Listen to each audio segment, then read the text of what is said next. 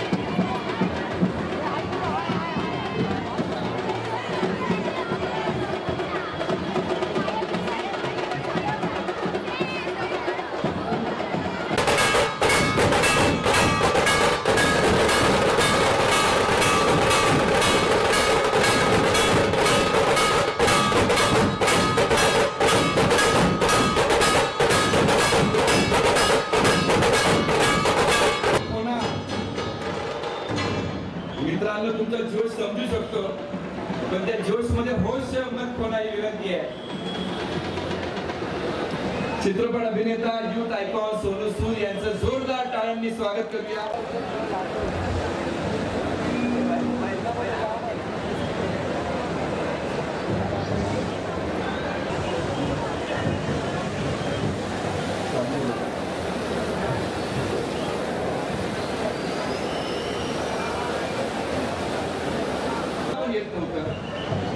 त्यावेळी ती 2 वर्ष अभिनेता सोनू सूद अडचणीत सापडलेल्या त्या मजुरांसाठी करुणा पेशा सरकार नहीं पहुंच पाती थी, वहां सोनू सूद पहुंच जाते थे।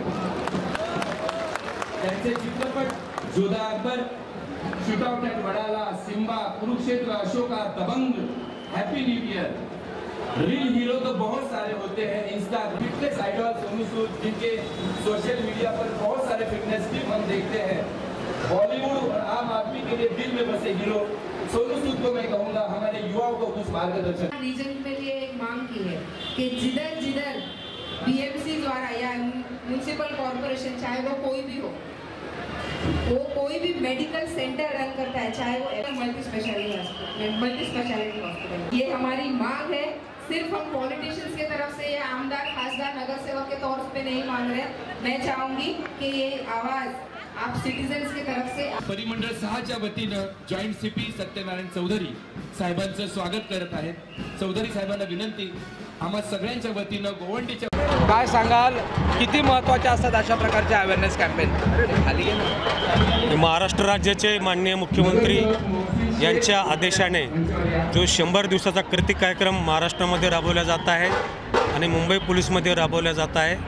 त्या अनुषंगाने हे गोवंडी ड्रग्स फ्री करण्याचं अभियान आम्ही या ठिकाणी राबवत आहोत आणि जवळपास 1 महिना झालेला हे अभियान राबवण्यात येत आहे. आणि आज त्या निमित्ताने या ठिकाणी पब्लिकचे अवेअरनेस निर्माण व्हावं त्यासाठी अवेअरनेस रॅली ठेवलेली आहे आणि मला खात्री आहे की पोलिसांच्या मदतीने आणि जनतेच्या सहकार्याने या ठिकाणी गोवंडी ही ड्रग्स फ्री होईल.